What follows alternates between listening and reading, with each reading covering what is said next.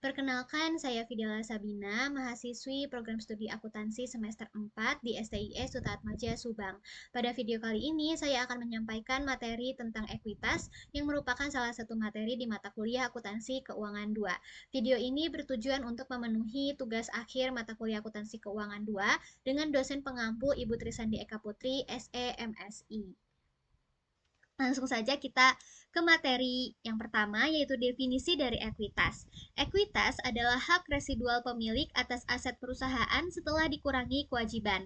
Materi ini bertujuan supaya mahasiswa bisa menjelaskan komponen ekuitas, mencatat transaksi penerbitan saham dan saham treasury, mencatat pembagian dividen, serta menganalisis kondisi ekuitas perusahaan.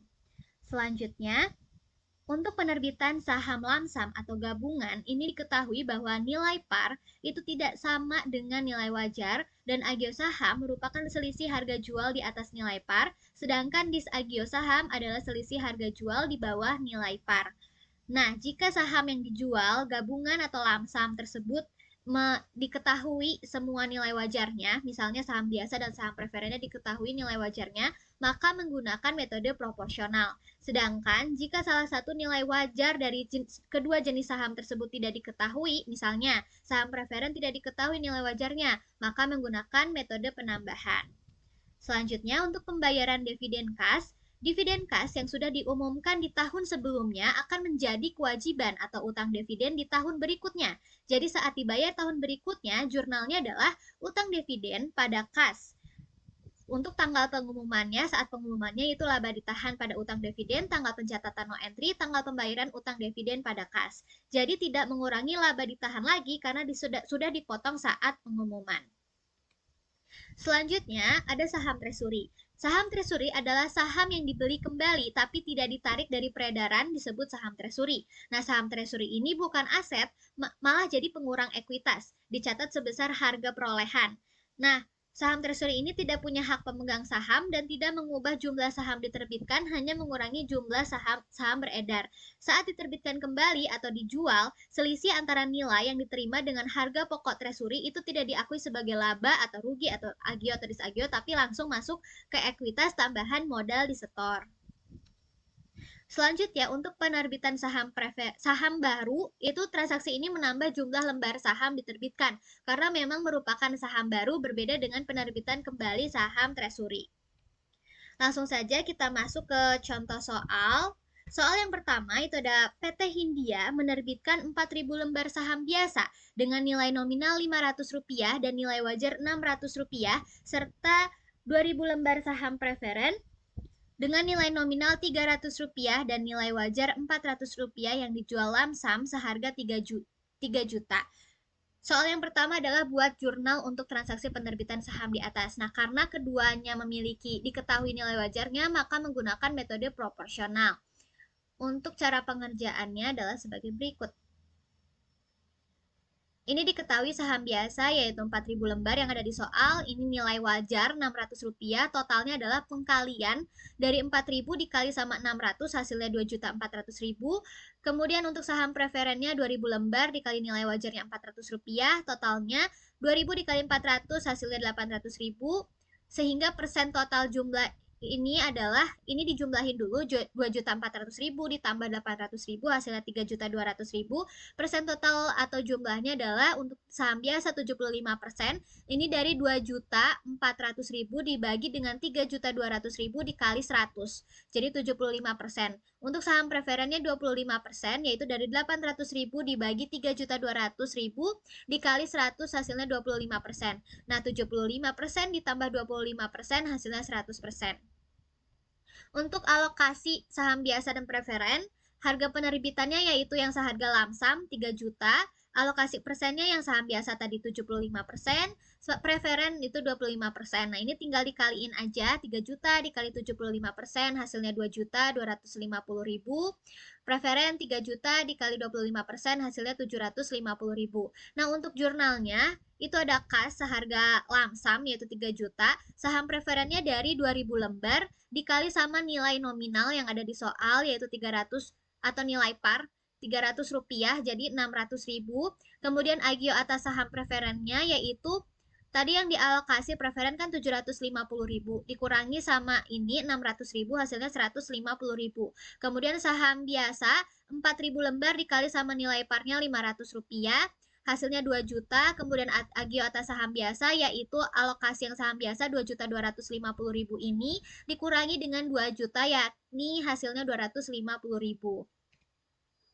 Kemudian soal yang kedua itu, buatlah jurnal untuk transaksi penerbitan saham di atas jika nilai wajar dari saham biasa tidak diketahui. Nah, karena di sini saham biasanya tidak diketahui nilai wajarnya, maka ini dikosongin aja karena ya nggak ada nilai wajarnya. Jadi nggak ada yang bisa dihitungin gitu di sini. Nah, untuk saham preferen itu masih diketahui nilai wajarnya, jadi 2.000 lembar dikali nilai wajarnya 400 di totalin jadi 800.000, sehingga totalnya 800.000, dan ini tetap pakai yang 25% yang di awal. Nah, alokasinya harga penerbitan 3 juta, alokasi persennya ini jadi 800.000 yang dari sini, totalnya 3 juta dikurangi 800.000, hasilnya 2.200.000, preferennya tetap 800.000. Nah, jurnalnya jadi kas seharga lamsam 3 juta, saham preferen 2.000 lembar dikali Rp300, tetap Rp600. Kemudian agio atas saham preferen, yaitu yang preferen 800.000 ini dikurangi dengan 600.000, hasilnya 200.000. Saham biasanya 4.000 lembar dikali Rp500, tetap 2 juta. Agio atas saham biasanya 2.200.000, 2.200.000 dikurangi 2 juta, hasilnya jadi 200.000. Untuk soal kedua, PT Realty Club melaporkan jumlah-jumlah berikut dalam kelompok ekuitas pemegang saham di neracanya per 31 Desember 2023. Nah, di sini diketahui saham preferen 8%, nilai parinya Rp900, 30.000 lembar diotorisasi, 1.500 lembar diterbitkan. Saham biasa nilai pari Rp500, 60.000 lembar diotorisasi, 8.000 lembar diterbitkan. Tambahan modal disetor sebesar 50.000, laba ditahan sebesar 7.500.000, sehingga totalnya Rp12.900. Nah, selama tahun 2024, Realty Club melakukan transaksi-transaksi ekuitas pemegang saham berikut.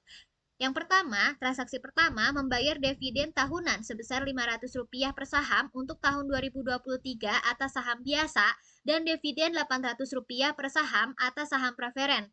Dividen-dividen ini telah diumumkan pada tanggal 31 Desember 2023. Nah, berarti jadi utang dividen ya di tahun 2024. Untuk transaksi yang pertama, cara pengerjaannya adalah utang dividen saham preferen, yaitu 1.500 lembar dikali dengan Rp800. Rp800 itu yang ini ya, ini saham preferen. Rp800, ini saham preferennya 1.500 lembar yang diterbitkannya. Hasilnya jadi 1.200.000. Nah, utang dividen saham biasa itu juga sama, 8.000 lembar yang diterbitkan di soal, dikali Rp500 yang ada di transaksi pertama yang ada di soal, hasilnya jadi 4 juta. Kemudian total dividennya adalah 5.200.000 hasil penjumlahan ini. Nah, jurnalnya, utang dividen saham biasa sebesar 1.200.000, utang dividen saham preferen sebesar 4 juta, pada kas sebesar 5.200.000.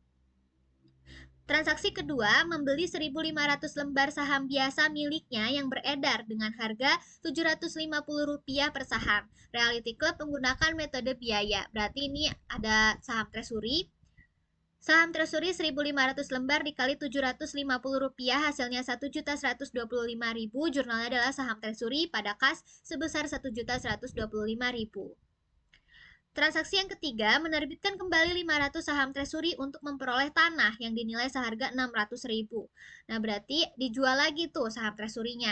Harga jualnya 500 lembar dikali Rp750, hasilnya Rp375.000, nilai tanahnya 600.000, selisihnya 600.000 dikurangi Rp375.000, hasilnya Rp225.000. Nah, jurnalnya adalah tanah sebesar 600.000 pada saham treasury sebesar Rp375.000 pada modal disetor, karena selisih saham treasury itu disebutnya modal disetor, sebesar Rp225.000.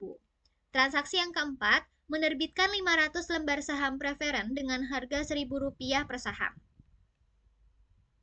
Berarti ini ada saham preferen yang dijual lagi. Harga jualnya 500 lembar dikali harga jual Rp1.000 yaitu 500.000. Nominalnya 500 lembar dikali nilai parinya Rp900 hasilnya Rp450.000. Nah, karena harga jual lebih besar dibandingkan harga nominal, maka terjadi agio saham atas saham preferen sebesar Rp50.000. Jurnalnya adalah kas Rp500.000 pada saham preferen, Rp450.000 pada agio saham preferen Rp50.000. Nah, untuk pertanyaan yang kedua, susunlah kelompok ekuitas pemegang saham tanggal 31 Desember 2024. Nah, di sini itu laporan ekuitas pemegang sahamnya kita masukin dulu yang 31 Desember 2023. Ini udah diketahui ya di soal. Ini 1.350.000 itu dari 1.500 dikali 900. Kemudian yang saham biasa yang 4 juta ini dari 8.000 lembar dikali dengan Rp500 dan tambahan modal disetornya masih sama yang ada di soal. Ini ada yang di soal, masukin aja ke sini. Nah, untuk yang 31 Desember 2024 ini adalah perubahan atas transaksi-transaksi yang ada di jurnal. Nah, untuk yang saham preferen ini 8% nilai pari Rp900, 30.000 lembar diotorisasi, 2.000 lembar diterbitkan. Nah, 2.000 lembar ini dari 1.500 yang di 2023 ditambah sama penerbitan saham preferen 500 lembar, jadi 1.500 ditambah 500 jadi 2.000 lembar. Hasilnya jadi 1.800.000. Itu dari 2.000 lembar dikali nilai parinya Rp900.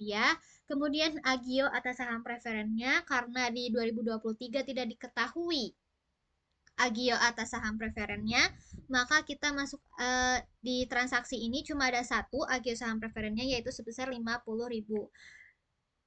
Kemudian untuk saham biasa itu nilai parinya Rp500, 60.000 lembar diotorisasi, 8.000 lembar diterbitkan.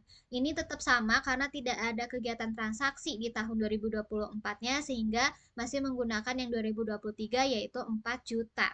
Kemudian untuk tambahan modal disetornya itu ada penambahan 2023 kan tambahan modal disetornya 50.000. Nah, di transaksi 2024 tambahan modal disetornya ada penambahan 225.000 jadi 275.000. Kemudian laba ditahannya tetap sama 7.500.000 karena tidak ada transaksi di 2024-nya. Nah, dikurangi saham treasury-nya 1.000 lembar dengan harganya Rp750. Nah, ini 1.000 lembar itu dari tadi kan kita beli saham treasury-nya 1.500, kemudian dijual lagi 500 lembar sehingga sisa 1.000 lembar. Nah, sehingga 1.000 lembar dikali 750 hasilnya 750.000. Nah, ini semuanya dijumlahin aja, tapi nanti dikurangi sama saham treasury, hasilnya jadi 12.875.000. Sekian dari saya, terima kasih. Wassalamualaikum warahmatullahi wabarakatuh.